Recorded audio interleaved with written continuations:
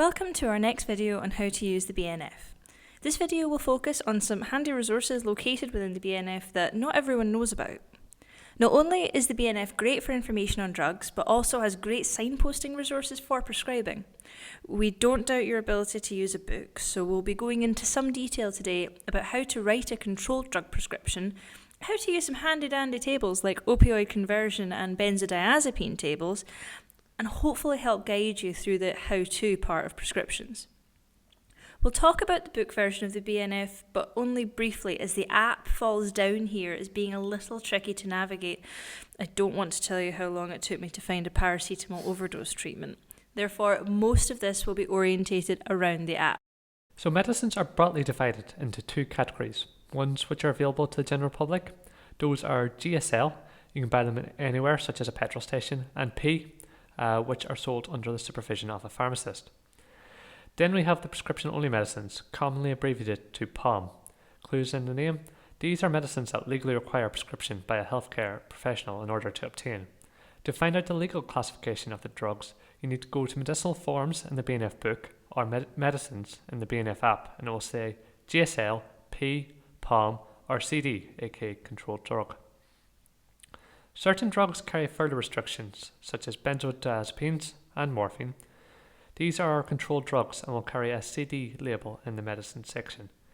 These restrictions affect prescribing, the pharmacy procedure, and the patient as well.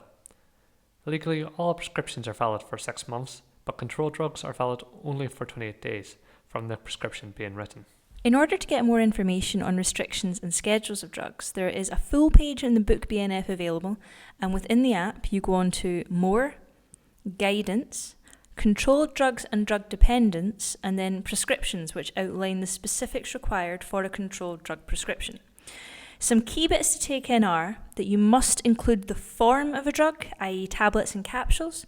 The strength of the medicine must be specified if it is available in more than one strength. Example, oxycodone solution is available as a 5 mg per 5 ml solution, and it's also available as a 10 mg per 1 ml solution. As one is 10 times more concentrated than the other, it should be fairly clear why the strength should be stated. The quantities to be supplied must be in both words and figures. This is where a lot of doctors fall down, even experienced ones, so it's worth making sure you understand this.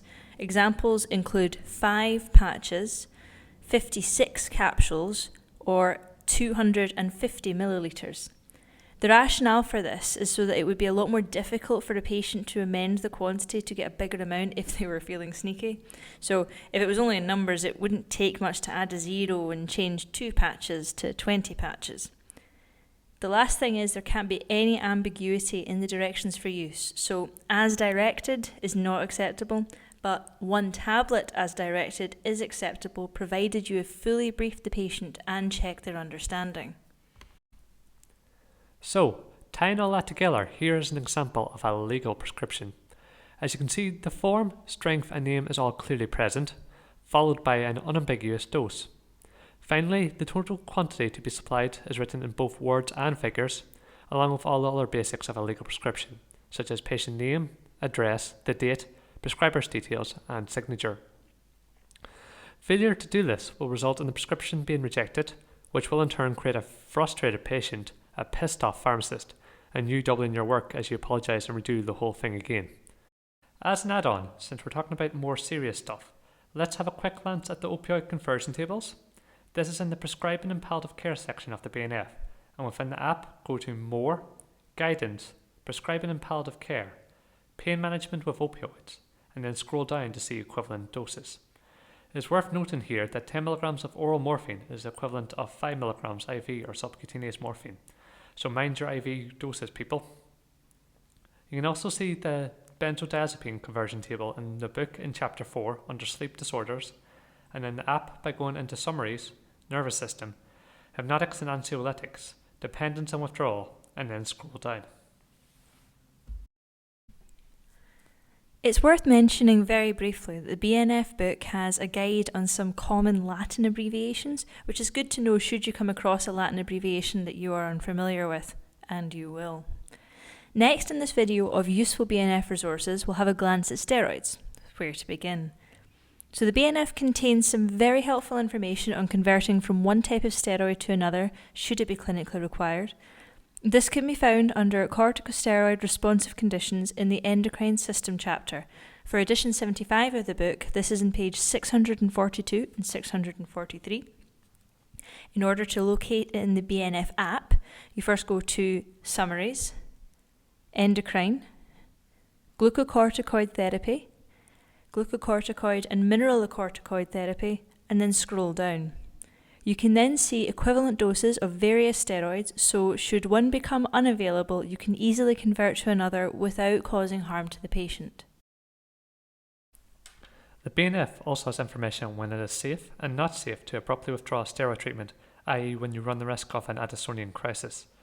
This can be located in corticosteroids systemic section in the endocrine system chapter in the BNF book.